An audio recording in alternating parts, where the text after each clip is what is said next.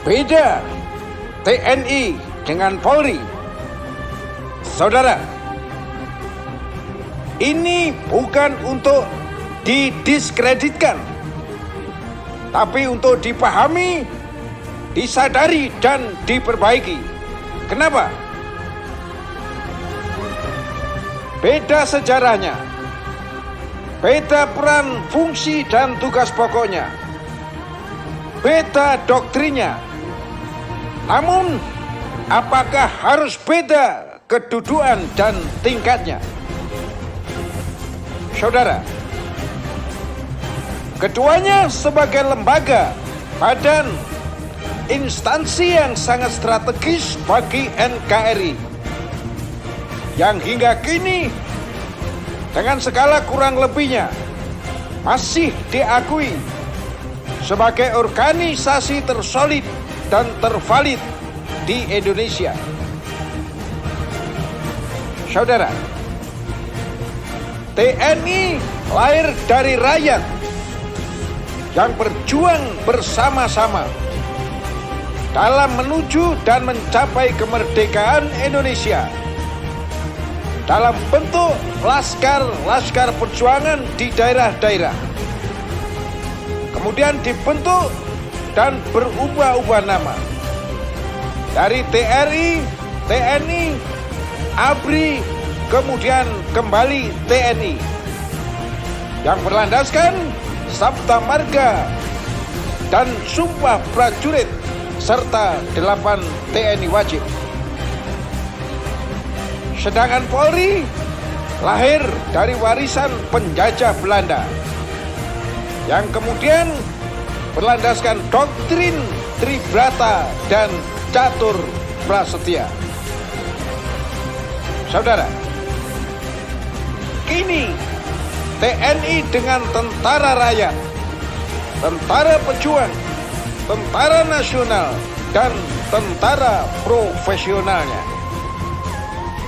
Sedangkan Polri dengan presisi, prediktif, responsibilitas, transparansi berkeadilannya. Saudara, Sabta Marga merupakan landasan doktrin yang menjadi pedoman tugas, kegiatan, dan kerja satuan TNI yang menggambarkan sebagai warga negara Indonesia, kesatria dan patriot bangsa yang membela dan setia kepada Pancasila, juga sebagai prajurit bayangkari negara yang beriman dan bertakwa, disiplin, tanggung jawab, dan memegang teguh disiplin dan sumpah prajurit yang mengutamakan kejujuran, kebenaran, dan keadilan. Sedangkan sumpah prajurit merupakan landasan bekal prajurit perorangan yang menerapkan pentingnya kebersamaannya dengan rakyat untuk ramah tamah, sopan santun, jaga kehormatan diri di muka umum, tidak menyakiti dan merugikan rakyat, serta pelopor pembangunan di sekitarnya dengan standar terukur untuk dilakukan sebagai manusia individu. Maka Sabta Marga dan Sumpah Prajurit tidak bisa dipisah-pisahkan, baik saat keadaan damai maupun perang, karena masing-masing berperan sebagai pendoman dan pendukung. Di sisi lain, jika kita jujur, masih banyak kelemahan-kelemahan pada doktrin Polri, baik pada Tribrata maupun Catur Prasetya. Saudara, yang tersurat dan tertuang dalam Tribrata pada poin 2 hanya menyinggung soal kebenaran, keadilan, dan kemanusiaan.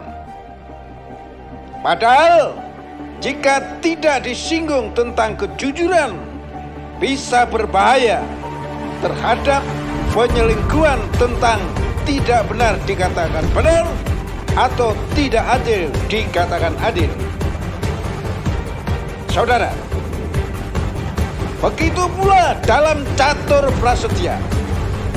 Esensinya paradok atau janggal, tidak logis.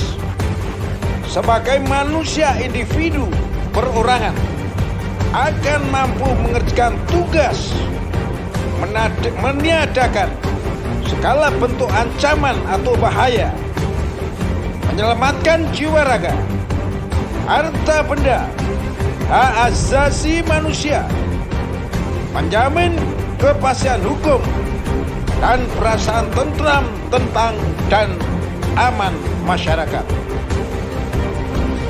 Saudara, pandangan Jenderal Tito tentang democratic policing sebagai upaya perbaikan polisi dalam mengayomi dan melindungi masyarakat melalui sistem, struktur, dan kultur yang kemudian dimantapkan oleh Jenderal Sigit Kapolri sekarang tentang pencanangan presisi. Saya meragukan akan terimplementasi dalam waktu singkat. Bahkan nampak wes-wes dan pret. Kenapa? Salah satunya bisa jadi penyebabnya karena mengabaikan kejujuran pada Tribata dan bermimpi terlalu tinggi beban seorang bayangkara negara pada catur prasetya. Oleh karenanya, dalam pandangan saya, Polri tidak perlu ragu atau malu untuk segera berbenah diri atau satuan terhadap doktrinnya agar tidak selalu berulang dan menambah catatan hitam rakyat atas tindakan dan perlakuan polisi yang merugikan kepolisian sendiri.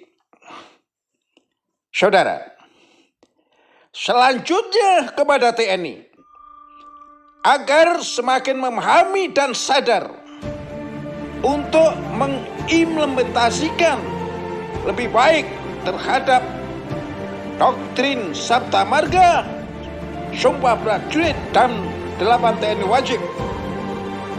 Abaikan alasan dan penjelasan sesat yang disampaikan Jenderal Purnawirawan Senior Agus Wijoyo. Dengan kata lain, saya menghimbau kepada teman-teman dan saudara-saudaraku siswa Lemhanas untuk bisa memilah dan memilih atas ilmu-ilmu yang disajikan di Lemhanas. Saudara, bahwa berbeda hakikat ancaman nyata dan tidak nyata yang dihadapi oleh TNI dan Polri ditinjau dari pandangan ruang dan waktu. TNI menghadapi ancaman atau ruang nyata adalah musuh dan pada waktu-waktu yang bisa diprediksi. Sedangkan polisi ancaman nyata berupa ruang atau masyarakat bisa terjadi setiap waktu selamanya. Oleh karenanya, bisa dibayangkan betanya perencanaan, pelaksanaan, pelatihan, dan evaluasi antara TNI dan Polri. Oleh karenanya, piawai dan bijaklah sebagai pemimpin apapun tingkatannya, bahwa TNI adalah manusia-manusia yang dipersiapkan untuk menghadapi musuh dan kadang bisa mengabaikan hak asasi manusia. Sedangkan manusia-manusia polisi dalam rangka menghadapi musuh, tapi menghadapi masyarakat sendiri yang senantiasa menjunjung tinggi hak asasi manusia.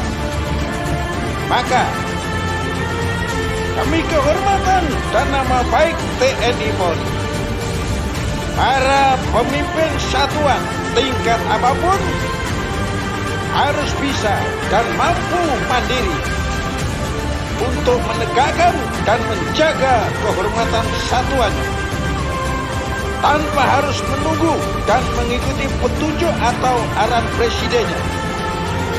Karena bisa jadi presiden menganggap bukan levelnya untuk ikut campur tangan membinamu.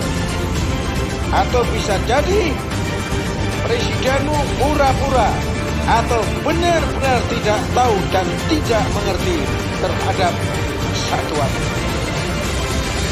Bandung, 16 Oktober 2021. Sugeng Waras, mantan Direktur Pendidikan dan Pengajaran Sesko TNI.